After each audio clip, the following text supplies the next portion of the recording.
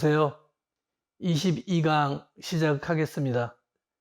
지난 시간에 이어서 이해의 방법에 대해서 계속 논의를 하겠습니다.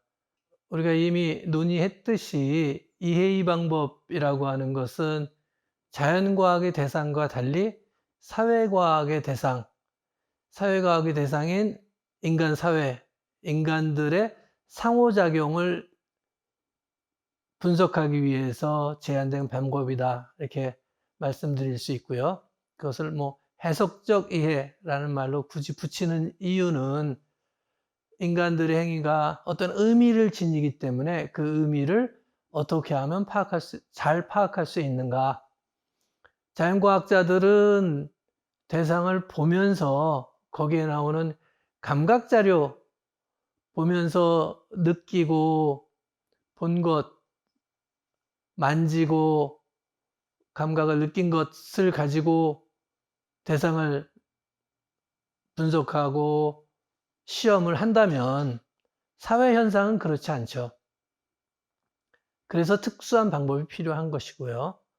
그래서 이 해석적 이해라고 하는 것은 사회적 관찰자들이 연구되고 있는 사회 세계를 탐구하는 방법이라고 말씀드릴 수 있고, 그 사회 세계의 핵심은 각 개인이 다른 개인과 상호작용한다는 점에 있겠죠. 이 상호작용의 핵심은 행위 주체들이 자신의 행위와 주변 환경에 의미를 부여하면서 행위를 한다는 점에 있습니다.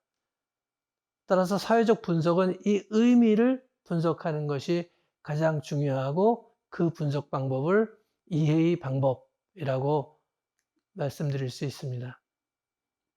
자연과학자들과 비교해서 얘기한다면 자연과학자들은 현상과 사건 간의 인과적인 상호작용이 어떻게 사건을 만들어내는지를 찾아내고 그것을 확인하려고 합니다. 사회과학자들의 관심은 그것보다는 우선 그 현상이 무엇인가를 정의하는 것도 큰 과제이며, 그 현상이 왜 일어났는가, 왜 그런 식으로 작동하게 됐는가를 이해하고자 합니다. 그러기 위해서는 행위자들의 동기라고 하는 것을 파고들어야 되겠죠. 그래서 인간 행위의 결과를 적절하게 설명하고자 한다면 그것을 그 행위자들이 그 행위에 부여하는 의미 수준에서 설명해야 한다. 그런 행위를 한 동기가 무엇인가? 그런 행위가 가지는 의미가 무엇인가? 그런 행위가 귀결하는 결과는 무엇이고, 그 결과는 의도된 것인가? 의도되지 않은 것인가? 그 결과를 생각할 때 얼마나 합리적이었는가 하는 것들을 이해하고 설명해야 한다 하는 거죠. 그런데 이 사회적 행위는 모두 선행하는 어떤 행위, 어떤 사회적 조건들의 산물이라고 볼 수 있겠습니다. 행위자는 주어진 조건 하에서 행위를 하며, 이런 행위를 하는 복합적인 총체, 이것이 연구의 대상이고 사회적 실제라고 얘기할 수 있겠습니다. 이 복합적인 총체로부터 연구자는 이해의 방법을 통해서 어떤 행위와 그 행위의 결과 사이에서 적합한 인과관계를 구성합니다. 자연과학자가 보는 인과관계, 자연과학자들이 상정하는 인과관계라고 하는 것이 두 사건 간에, 인간이 아니기 때문에 특정한 의도나 목적이나 합리적인 어떤 것이 작용하지 않는다면, 인간의 행위를 설명함에 있어서는 주어진 환경에서 어떤 것이 작용을 했고, 이런 결과가 나온 것이 받아들일 만한 적합한 것인가를 따져보는 게 굉장히 중요합니다. 그래서 사회적 실제, 사회적 행위를 이해하는 데는 인과관계를 따질 때 적합성이라고 하는 것을 강조하게 됩니다. 이 적합한 인과관계라는 것은 자연과학에서와 같은 연역법칙적 모델에 따른 인과 추정이 아닙니다.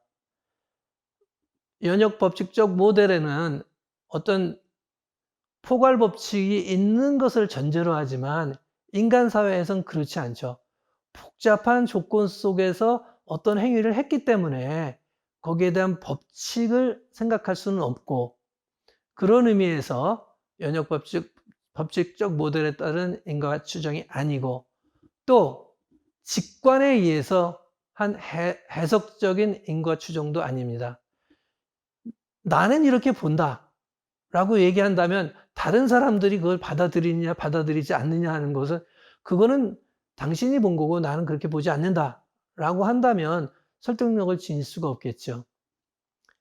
그래서 이 베이버는 인과 추정을 할 때 어떤 행위자의 행위와 믿음을 해석할 때 이렇게 생각했습니다.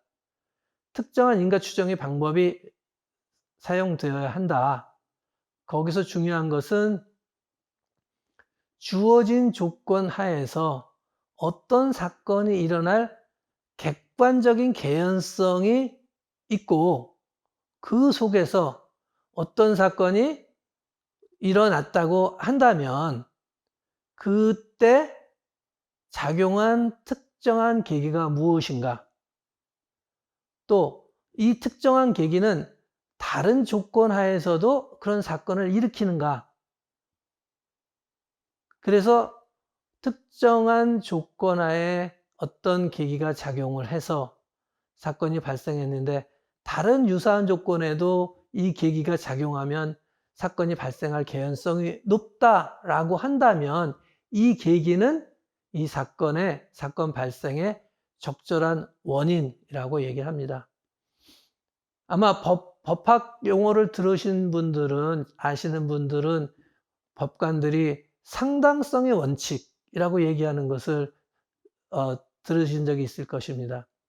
어떤 사건이 일어났을 때 충분히 그럴 개연성이 높다라고 하면 상당성의 원칙에 맞는다, 이런 식의 표현을 씁니다.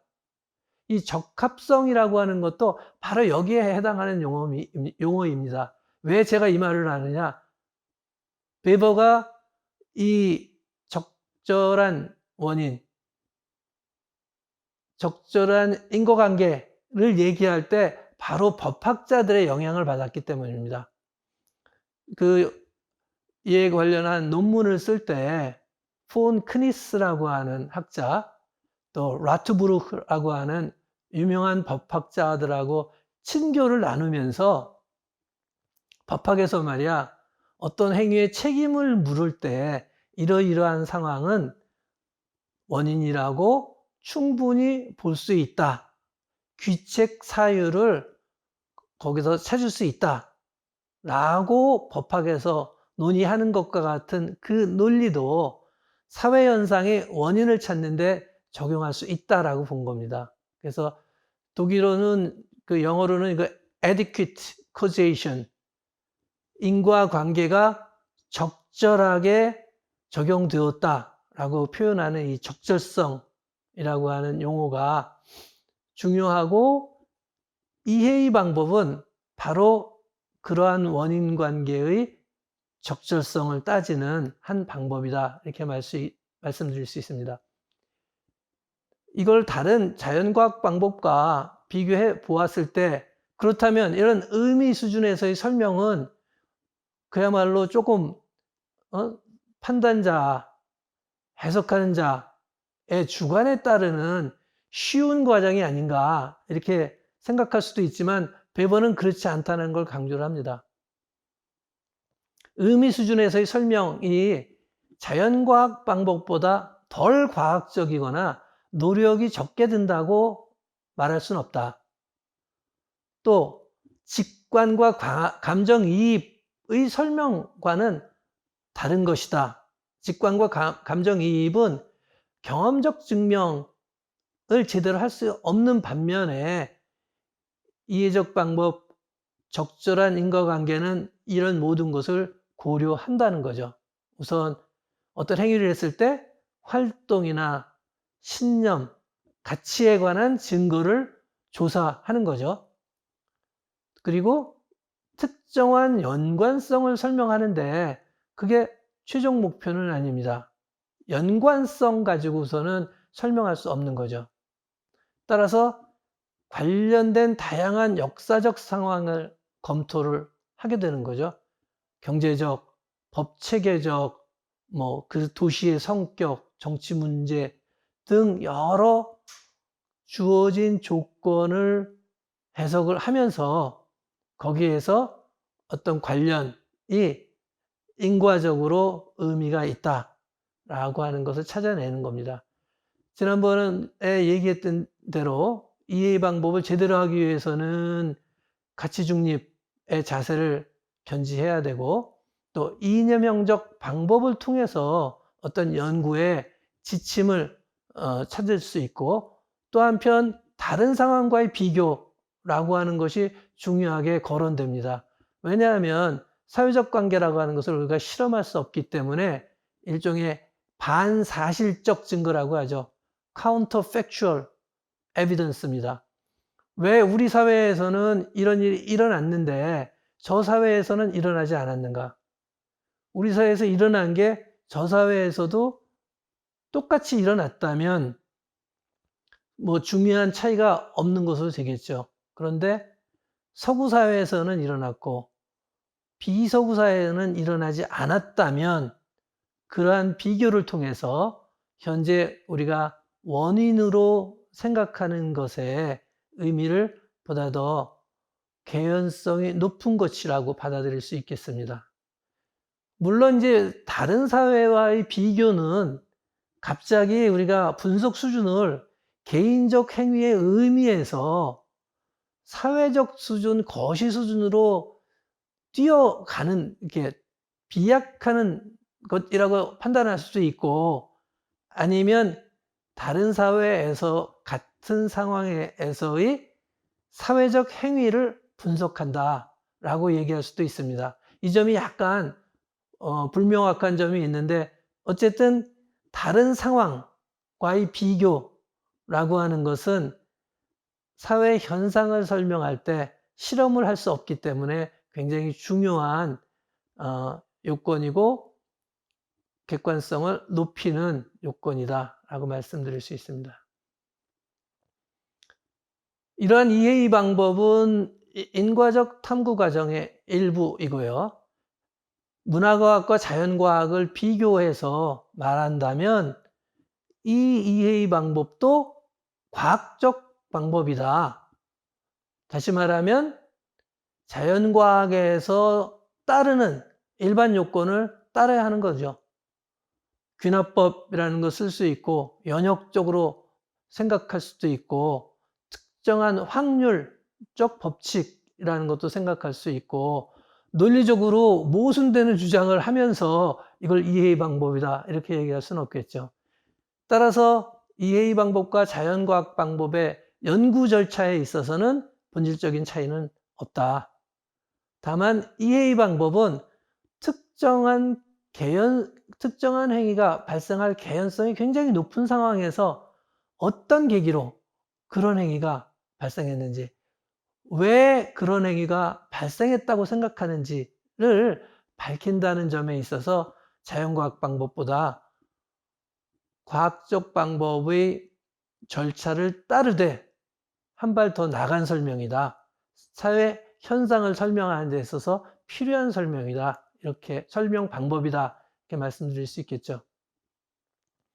그 다음에 이제 중요한 차이 중에 하나는 자연과학의 경우에 있어서는 우리가 이미 논의한 대로 가치가 작용하지만 연구자의 관점, 가치가 작용하지만 별로 그렇게 중요한 것처럼 고려하진 않았었지만 사회과학의 경우에는 사람들이 서로 행위하는 복잡한 현실을 보면서 나는 이 복잡한 현실을 보수적인 시각에서 보겠다, 진보적인 시각에서 보겠다라고 하는 데 따라서 굉장히 다르게 나타날 수 있습니다. 따라서 자연과학과 사회과학의 주요한 차이는 이해 관심에서 비롯된다.